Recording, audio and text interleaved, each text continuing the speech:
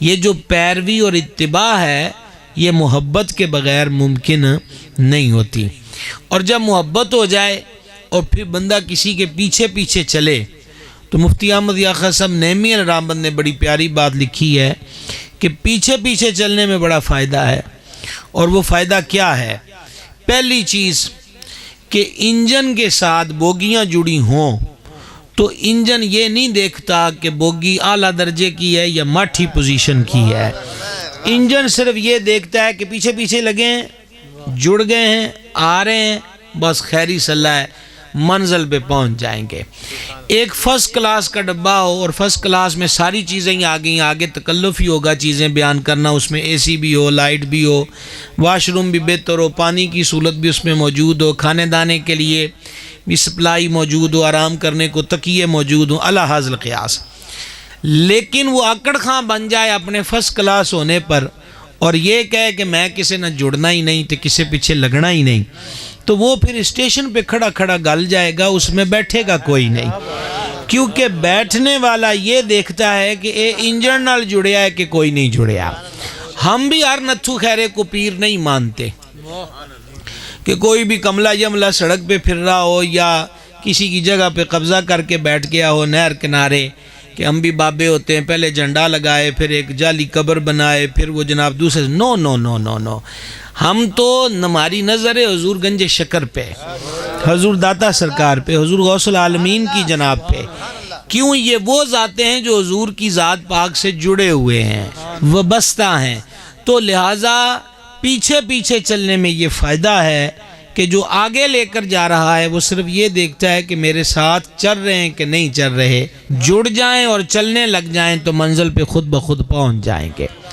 اچھا، نبی پاک صاحب الاولاق علیہ السلام کی اتباع آنکھیں بند کر کے کوئی اس میں کسی قسم کے شک شبے کو گنجائش ہے ہی نہیں ہے۔ اب اس کی ایک مثال دیکھیں، صحاح ستہ کے اندر حدیث پاک ہے،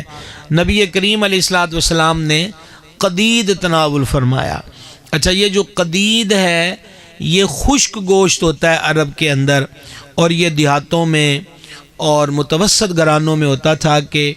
بچا ہوا گوشت اس کو بڑے پیسوں میں کاٹ کے رسی میں پرو کے سکھا لیتے تھے اور پھر اسے محفوظ کر لیتے تھے، اور پھر یہ کئی ماہ تک چلتا تھا۔ اور حضرت خواجہ صاحب کی نظر ایک حدیث کرنے لگا ہوں، قدید سے ایک حدیث میرے ذہن میں آ گئی کہ نبی پاک صاحب الاولاق علیہ السلام رونق افروز ہیں، اور ایک گاؤں کا رہنے والا بندہ آیا۔ اچھا، اب سرکار علیہ السلام کے لیے کوئی دنیاوی بادشاہوں کی طرح تخت نہیں رکھا جاتا تھا، سرکار کی کریمی ہے، جیسے ابھی اشعار میں آپ سن رہے تھے کہ چٹائی پہ رونق افروز ہے۔ اب وہ عرابی آیا ہے اور حضور کے سامنے کھڑا ہوا ہے، وہ کو بات کرنے لگا تو ڈر گیا، بات نہ کر سکا اور کانپنے لگ گیا، یہاں تک راوی کہتے ہیں کہ اس کے کندھوں کا گوشت بھی جو تھا وہ پھرکنے لگ گیا۔ میرے کریم اسے دیکھ کے مسکرائے اور ارشاد فرمایا، ڈر نہ، میں بادشاہ نہیں ہوں۔ کیا کریمی ہے، کیا کریمی ہے، خوف نہ کر ہم سے، ہم بادشاہ نہیں ہیں، ہم قدید تناول فرمانے والی والدہ کے بیٹے ہیں۔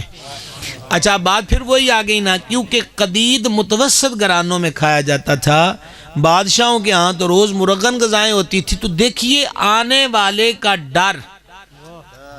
کس حسین پیرائے میں دور فرماتے ہیں کہ وہ بادشاہوں کے جاؤ جلال ہوتے ہیں کہ کسی ماڑی موٹی بھی کمی کر لے تو آکھے انہوں بان لو تو یا قید سٹ دیو تو یا انہوں مار دیو۔ ہم تو کریم ہیں، دنیاوی بادشاہ کی طرح ہمارے مزاج نہیں ہیں۔ ویسے میں تو مالک ہی کہوں گا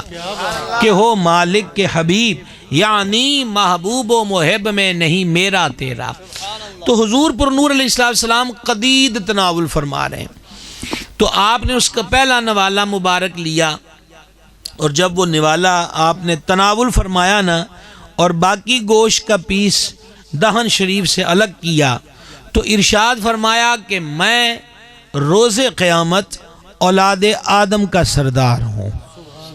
یہ فرما کے آپ نے دوسرا نوالا لیا اور فرمایا کہ میں قیامت کے دن اولاد آدم کا سردار ہوں۔ یہاں آپ کو روک کر ایک اور چیز بتاؤں، آج بھی جو انجیل بائبل سوسائٹی چھاپتی ہے اس میں یہ آیت موجود ہے کہ حضرت عیسیٰ علیہ السلام جب آسمانوں پر جانے لگے تو ان کے امتیوں نے کہا کہ ان ساڈا کی بنے گا؟ فما پریشان مت ہو، وہ میرے بعد دنیا کا سردار آ رہا ہے۔ یہ آج